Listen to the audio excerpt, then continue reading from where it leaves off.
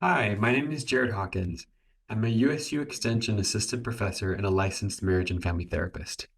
One of the challenges I often hear couples talk about is trying to find time to spend together amidst work and parenting and all the other day-to-day stressors.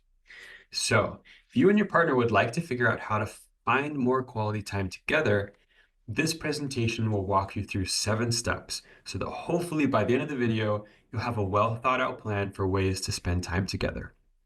So grab a pen and a paper, and as we go through each of these steps, feel free to pause the video at any time to go through these steps with me, either by yourself or with a partner. So our 7 steps start with recognizing the importance of quality time, then envisioning the type of connection you want.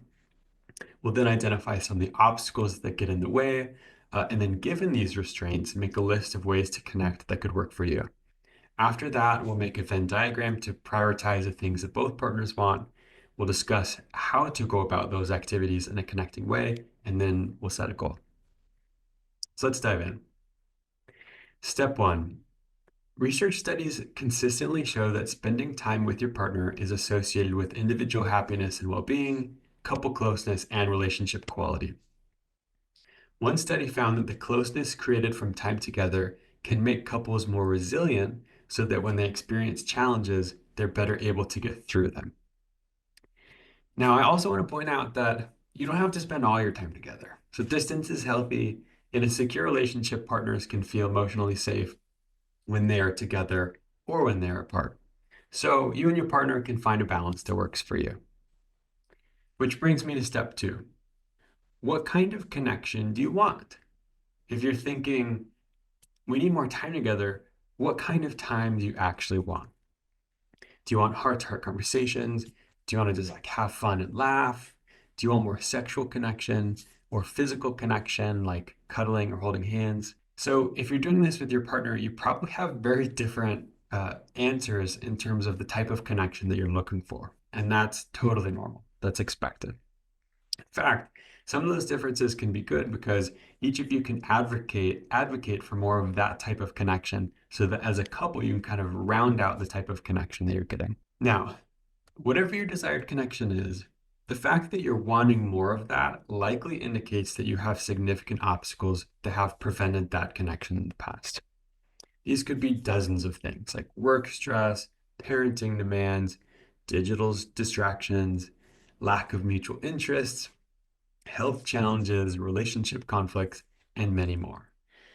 Because of how varied these obstacles can be, we won't talk about how to address each one, but what I'd like you to do instead is just to take a deep breath and say, it's okay that I'm having this challenge. It's normal to have this obstacle, and it's okay. Whatever the obstacle is, I'm just going to do my best I can with what I have. And that actually works because time with your partner is all about quality over quantity. And you can both struggle with this challenge and celebrate the good connection that you do have. Okay, now here's the fun part. I'm just going to throw out tons of ideas for things that you can do together with the hope that it gets some ideas flowing for ways to connect despite these obstacles. And I've organized all of these into 12 categories. And so as we go through, write down any ideas that come to mind, like, oh, this is something that might work. This is something that we might want to enjoy. This is something that might work, despite our restraints. So first, one of the best ways to fit in little pockets of time is through daily rituals. Maybe you can take 5 minutes in the morning or before going to bed or during a lunch phone call or an evening walk just to check in with your partner. How was your day? What can I do for you?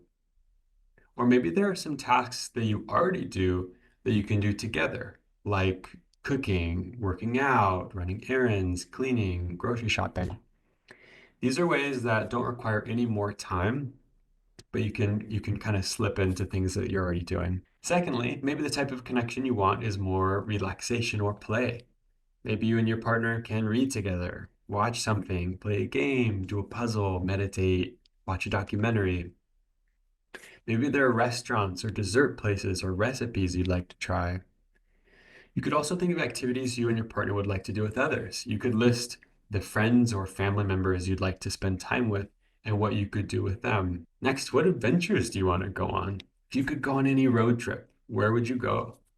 Are there local events or festivals or concerts or museums you'd like to go to? What would you like to see within your own city? Where would you like to travel? Maybe you could find some fun arts and crafts. Could you turn a DIY project into quality time? Maybe you could try painting, scrapbooking, building something, drawing, or pottery making. Again, I'm just throwing out lots of ideas to get the wheels spinning. And so if there's anything that catches your attention, feel free to write it down and we'll use it later. So here are some more ideas. There are a lot of local classes you can take, like dancing or cooking. Is there a new skill or hobby that would be fun to learn with your partner? You can always check out your local extension office for classes they have going on. And USU Extension is always offering tons of online courses that you can take for free. So there's relationship classes and finance classes, and there's just a lot. So you can feel free to check online for those. Next, is there something active you'd like to do together? You could swim, hike, go to the gym, garden, bike, run, walk, do yoga, play a sport like pickleball or tennis. Service is another way you could develop strong connection with your partner. So you could write down someone you know who you could both visit together, or serve in some way. You could consider joining a one-time service project, or you could volunteer regularly. So there are plenty of opportunities that you and your partner could go to weekly, for example.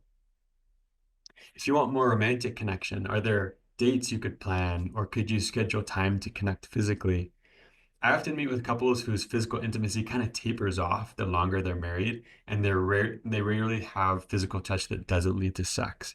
And if this is you, I recommend incorporating some time together just to be close, to cuddle, to kiss, just have some physical connection because that's so valuable. Another way to spend time together relates to milestones, celebrating holidays, anniversaries, birthdays, major accomplishments.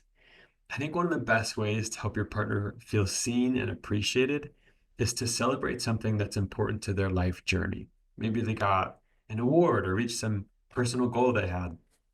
These kinds of rituals can help you share some of the meaning that you're making in your life so that it becomes shared meaning in your relationship.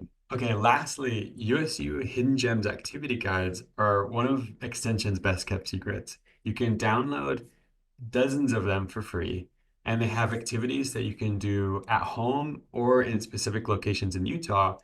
And each of the guides has conversation prompts. So throughout the activity, you can talk together, and it helps you connect in a meaningful way. So we'll put a link to these below. After you've written down a few ideas, it's time to figure out what you want to prioritize doing together, because sometimes you want to do different things. So if you both want to do an activity, put that in the middle. And these are things that you probably want to do the most often. They're kind of your go-tos, the things that you both want to do to connect.